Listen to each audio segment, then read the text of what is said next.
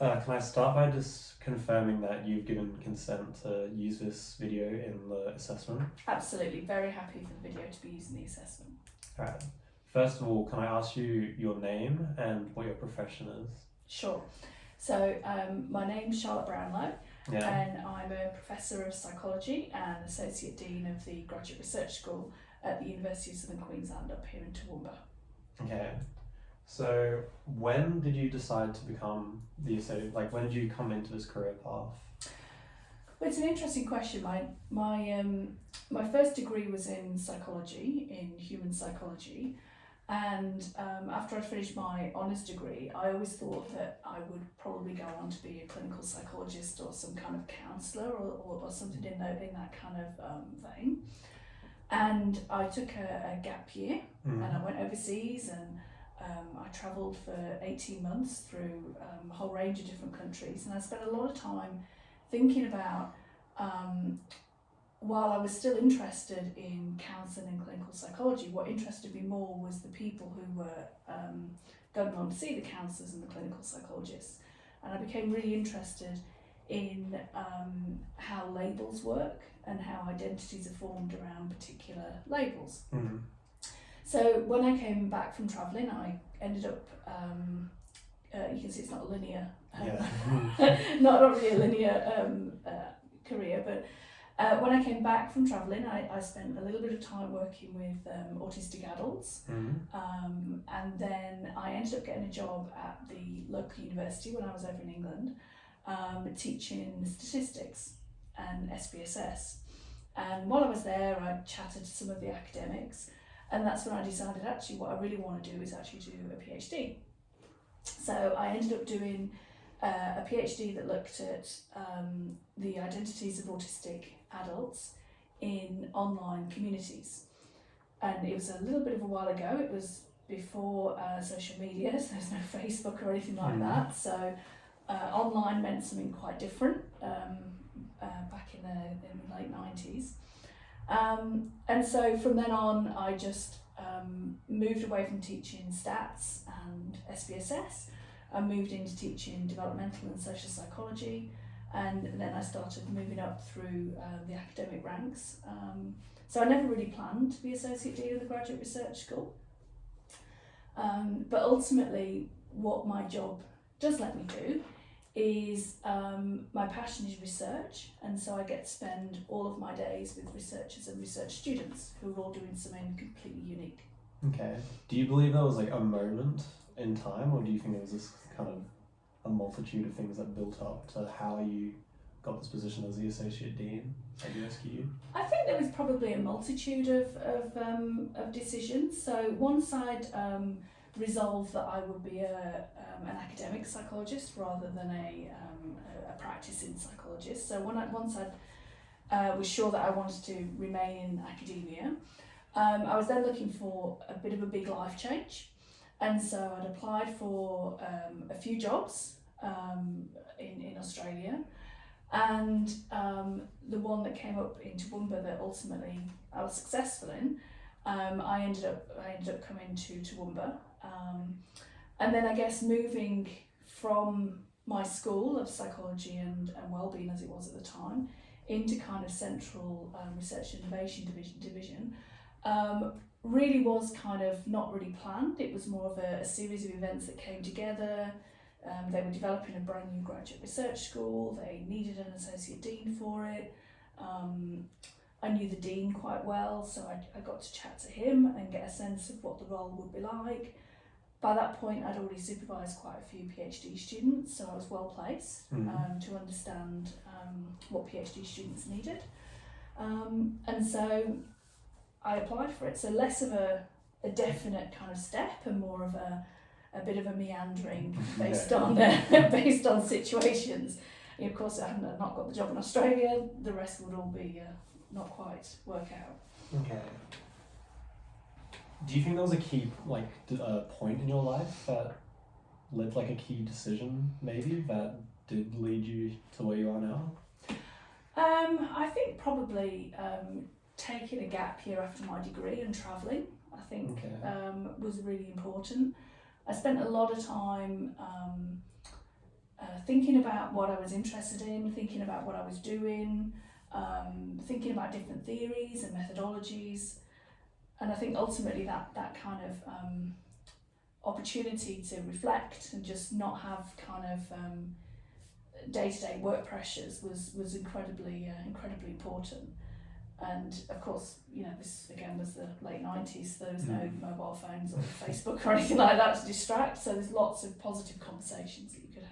Okay, so you believe that time, like reflection on your own career development, maybe Absolutely. some time back and led to where you came to now? Absolutely. And I think I was so sure that I was going to be a clinician when I was at university that it gave me opportunity to think much more broadly about what a career could look like, and let me really think about, okay, what happens if I'm not a clinician? What would I do instead? Yeah, okay. What do you think makes you a good fit for The role I'm your doing. profession now? I mean, I love working with PhD students, I love research, so I have a bit of a fascination with what they're doing, and even though my background is in psychology, you know, the PhD students that I have to oversee and look over their candidature, it's anyone from agriculture to chemical engineering to linguistics to English to history, and a few psychology in there as well. So I think just being naturally curious, and I don't know their topics particularly. I'm more responsible for the general kind of oversight of PhD students. I don't supervise all those topics, but I'm naturally curious in what they're trying to find out. Okay, so like you believe you're like genuinely interested in what you work in, is Absolutely. why you enjoy it, Absolutely. and why you think you're a good fit. Absolutely, and I really enjoy my job. I love listening to new exciting research that's coming out from the PhD students. Okay. And I think you also need to be pretty organised to do my job. And if we're talking about personal qualities, I'm a pretty organised person. Okay.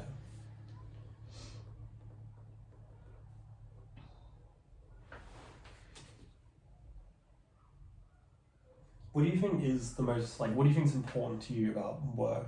Like, is it your values or is it your skills, or like, what do you, or it could be all of them? Like, what do you think is most important to you about your work? I mean, I think it's whatever career people choose in the end, I think it needs to fit with both their skill set, obviously, but I think it also needs to fit with their values. And I think probably one of the hardest jobs would be to do something that is mismatched with the values that you hold. So I suppose I'm really lucky in my job that I get to create supervision relationships with students that are very warm, that are very supportive, that really encourage them to go on and succeed in their own PhDs. So I think probably for me values is an important one, but obviously the skill set's got to be there as well. So you need to be organised and you need to be motivated and work hard and all of those things. Yeah, it's like you believe your values is the most important thing for why this career is so enjoyable. Absolutely, definitely. I think for me the value fit has to be there, and I think that's more important than money or any other kind of economic incentive to do work.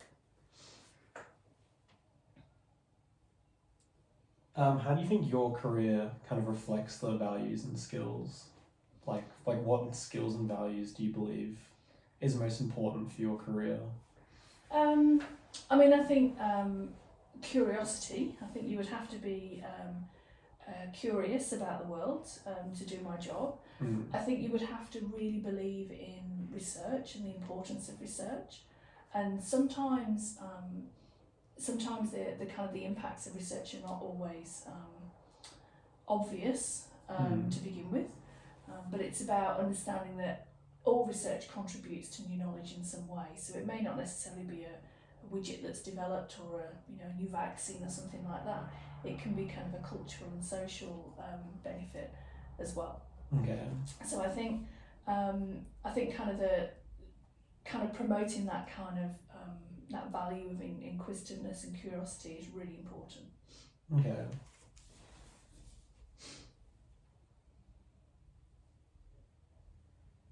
So just checking, like, you think that it's required to have these certain like kind of values or abilities almost of like curiosity and genuine interest in what you work in? I think ultimately you could do my job if you didn't have any curiosity or any kind of values in research, but I think it would make for a really boring job. Yeah. Because I think, if you were just a really organised person who was just very administrative in how they approach things, then absolutely you could still, be able to manage how many students are on a particular programme and, who's progressing, who's not progressing, what are you going to do about them, whose supervisory relationships need a little bit of tweaking. So it would be possible, but I think sometimes it's the softer skills. Sorry. Thank you. Sometimes it's the softer skills that are important in these kind of jobs, in building relationships. And one of the things I'll have to do is not only manage my own students, but also I have to liaise with other student supervisors, other students, academics who are working in the teaching roles, central academics, a whole range of them. So I think that those softer skills and that passion and kind of connectivity is so important. So yeah. I don't think it'd be as easy to do my job without having those values. So you believe that like the soft skills and interpersonal skills allow you to excel in this career? Absolutely, and often you're dealing with things that are very kind of nuanced. So things like, if research is not going well, then, is there going to be a breakdown in the supervisor-student relationship? So what are we going to do about that? And it's that kind of negotiating and trying to kind of understand what that looks like. Okay, thank you. Did you ever doubt your ability to be an associate dean? Sometimes. I mean, I think kind of ability kind of comes with experience and comes with age. And I think, when I was a PhD student, I never thought that I would be a lecturer. And then once I was a lecturer, I never thought I'd be a senior lecturer. And then once I was a senior lecturer, and it goes on and on and on. So of course, when I was a teaching academic, I was an associate professor in the School of Psychology. I never really thought that I would be an associate dean. Yeah. But as your confidence grows within your own skill set, then all of these things become possible. So yeah, you believe like there is a degree of self-doubt like in the evolution of your career. Always. From starting. Always, absolutely. And I think that kind of imposter syndrome is something that we all experience at one point or another in whatever career you're in. Do you ever believe you had a period of like isolation, maybe like you felt alone in your career development? I mean, I think right back at school, my school wasn't very good at actually giving me any kind of direction or hints about what a future career could look like. So right back at the start, it was very much kind of make it up as you go along, and you've got to rely on your own kind of thinking and skills. But I mean, I think being an academic, we tend to be collaborative and work together, and it's quite difficult to be a lone academic. So it's quite rare that we're not working together in some kind of way, shape, or form. So there's always people around me that I can talk to and bounce ideas off. Okay. So just going back to how you said you like had some self-doubt when you first started, in what way did you kind of have this self-doubt like? I mean, a lot of the work of academics is around publishing journal articles and books and bringing in research grants and those kinds of things. And when you're a student, you read all of these academic articles and you just think, oh goodness, this is like amazing. Who's going to ever be able to write that? Yeah. And so there's always that kind of doubt that actually the career that I've got relies on me being able to do that very regularly. Yeah. And so certainly when you're a PhD student, I think there's a lot of doubts that are you ever going to be able to write a 100,000 word book? Well, turns out you can. Yeah. So you believe it was more kind of in your like ability and skills rather than values and what you kind of doubted in yourself. Definitely, and I think it's kind of self-doubt.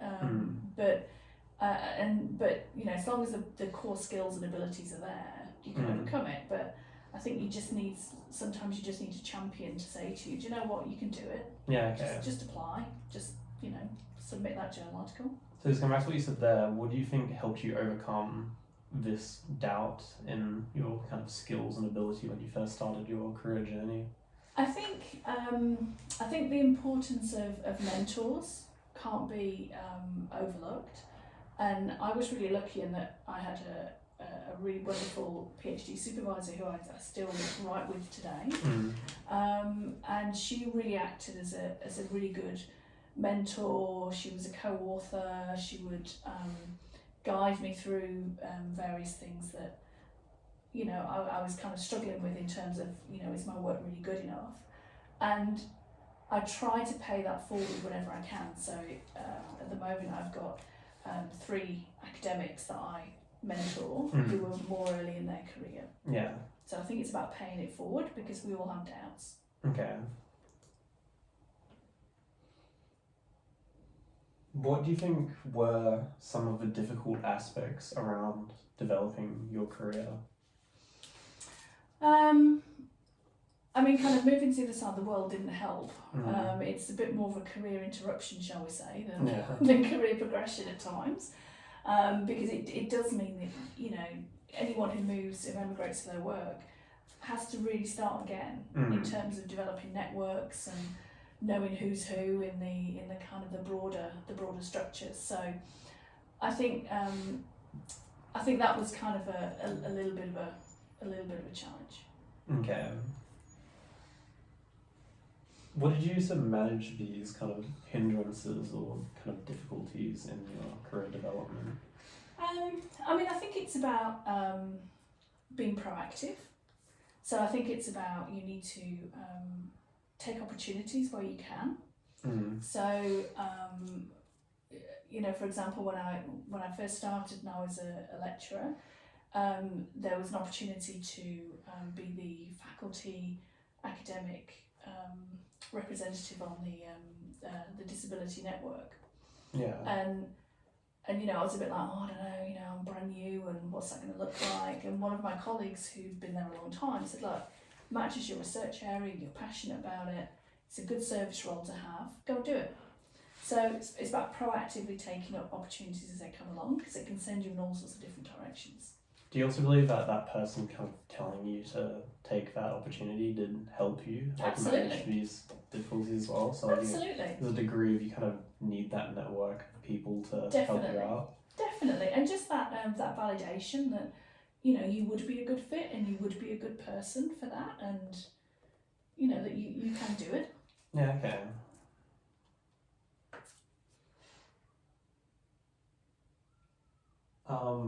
What aspects, if any, about this line of work do you think was different from what you had initially kind of maybe viewed this career as? I think when I was a teaching academic, the amount of admin that you had to do surprised me quite a lot when I very first started. So there was lots of those tasks that are kind of hidden. I think that no one really appreciates. Okay. So admin was a bit of a surprise. Moving into different roles that I've had, people are quite tricky at times. They don't always behave as you expect them to behave. So that kind of managing of people and managing of teams can be quite unpredictable at times. Because obviously you're also responsible for a team of people as well as your own. Yeah, okay. So do you believe that your perception kind of changed as you kind of worked in that field? Did you have a different perception when you started working in this role compared to maybe 10 years ago? I think you just change your kind of perceptions, and I think I've worked at a few different universities. They all operate similarly but differently. Okay. So I think it's about when when there's a new head of school, they have very different ideas about what needs to be done, and I think it's just about tweaking slightly, just repositioning slightly to fit in with the new ideas and the new policies and all of those kinds of things. So I think it's just that we all need to be open to change, and I think it's ongoing change in whatever career you do, and I think we just need to either embrace it and move forward, Okay. or reject it and you'll be in a lot of trouble. Yeah. So it's kind of that adaptability to career change. Definitely adaptability to career change is really important, and that goes back to taking up those opportunities that I spoke about that are often unexpected and hidden. Yeah, okay.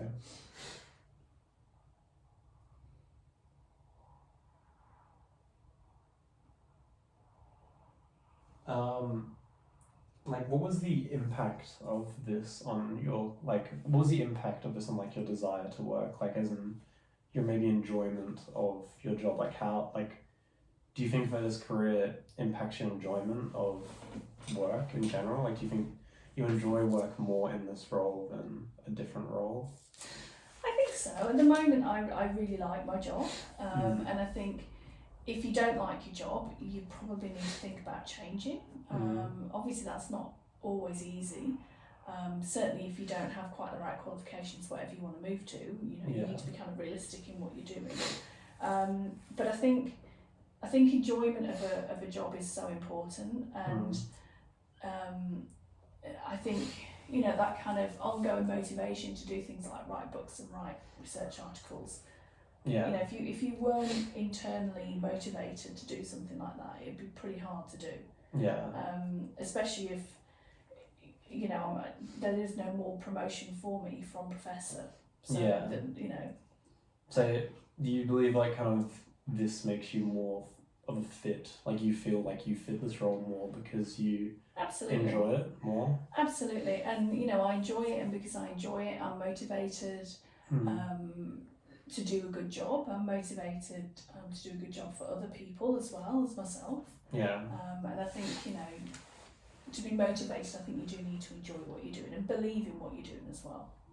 Okay, and I'm assuming kind of experience also helps your enjoyment and how you feel fit for the role as well. Definitely, and just, these kind of roles you don't just walk into straight from university, so it's that kind of career and life experience that you bring with you. Yeah. And I think it's some of that life experience that you have in a whole range of other roles that allows you to manage negotiations and tricky situations and difficult conversations and all of those other things. Yeah. These are skills that you've picked up along the way. Yeah. So you couldn't just walk into to the job like that. Yeah. So that's what I'm doing.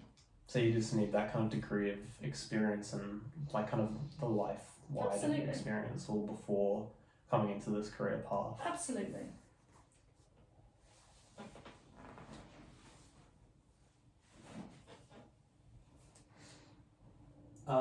Going back to how you said like you kind of perceived it as maybe a bit different before you went into it.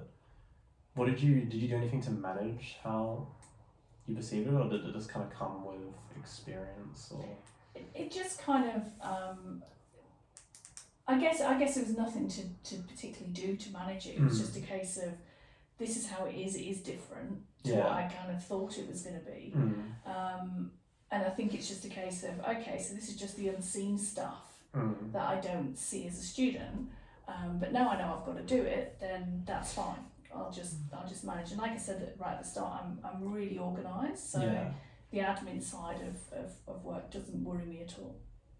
So you believe it kind of maybe almost naturally came, like kind of you didn't consciously do anything, you just used the kind of skills and values that you'd gained from other jobs to kind of get the adaptability you needed to. Yeah, I would say so. And I've never had a 9-to-5 job. I've always had jobs that are really varied in terms of timings and things. So being an academic really worked for me in terms of, there's no set, you'll be in at 8:30 and you'll leave at 4:30. It's much more kind of fluid than that across the week. So that completely worked for me. Yeah. And it also worked, if you've got a young family, not having very strict hours works really well. So you believe it was almost just like a perfect fit for you under your circumstances at the time? Absolutely. So, I could always be there for school drop-off. most of the time for school pickup. Yeah. But it just means that kind of flexibility that work has, I think, is really important. It allows for like good work-life balance. Absolutely. And I think that kind of work-life balance is so important. Yeah, okay.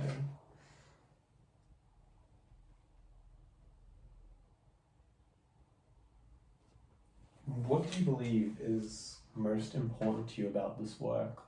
Like, what do you think is most kind of almost satisfying about your job? I mean, obviously seeing students graduate is so satisfying to know Yeah. to know that they've done it. But I think kind of broadly thinking back about my job's broader and my kind of overall career for all these years, I think the transformative power of education is just incredible. Yeah. And so I was first in family to go to university. None of my family had been to university. I didn't really know what university was. I didn't really know what degree I wanted to do. I've got no idea what I'd do with it afterwards.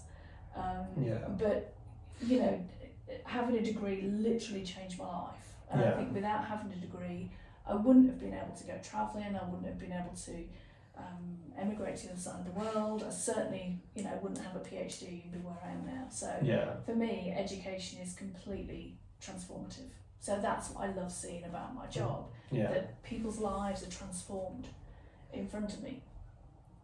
So you believe it's like other people's achievement is what you like kind of value from this job the most? Absolutely. I mean, obviously I love writing my papers and my books that probably 2 people in the world are going to read. But so I love doing that. What I love seeing is other people, and particularly students, not staff I'm talking about here, but students, really kind of transforming their lives. And they can, where they're going to go to next is incredible. So, we have people that go on to work for NASA, that get postdocs at Oxford University in the UK, and these are like wow moments in terms of what students go on to do.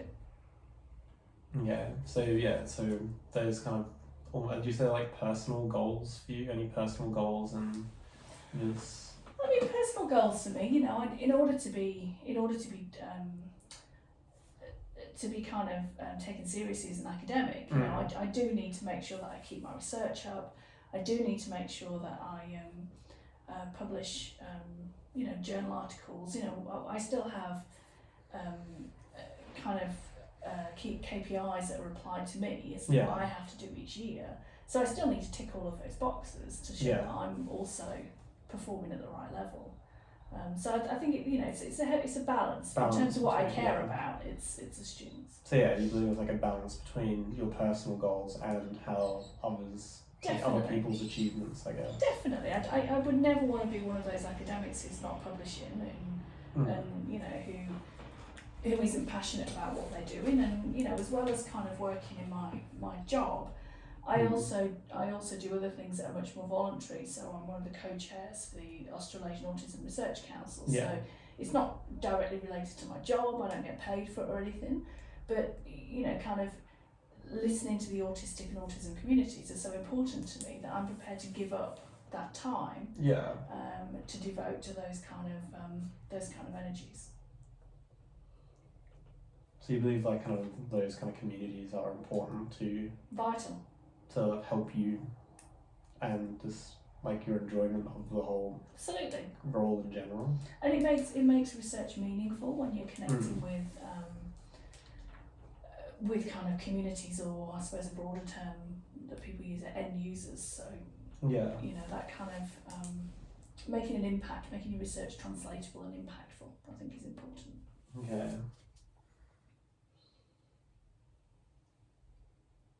What advice would you give someone if they were to kind of pursue this career?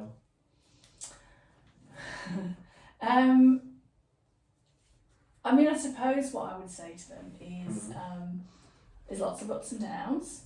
It's not it's not always a straight road, and sometimes, even though you're really passionate about a topic, sometimes you need to be a little bit flexible to actually, join research groups and things that are related, that aren't necessarily exactly what you want to do.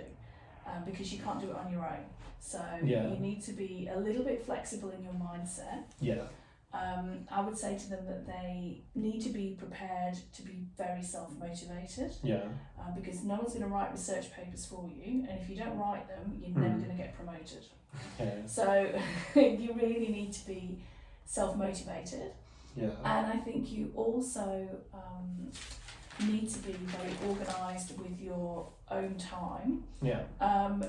because other things can creep in and take your time up, which means that you're not doing some of the other things that you might enjoy.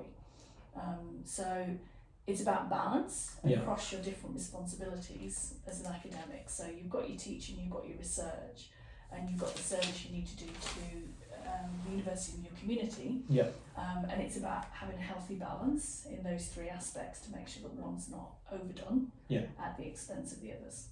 Okay. And just checking, why do you think this advice is relevant to the actual career role itself, like the tasks that you have to do?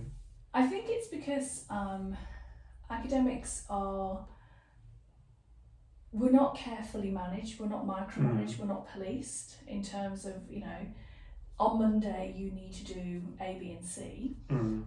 It really is about managing your own time to do the tasks that you need to do. Yeah. So if you're not on top of your teaching preparation, you're going to have some really long weekends because the students won't wait for you. Yeah. And if you haven't always got a journal article under review, Yeah.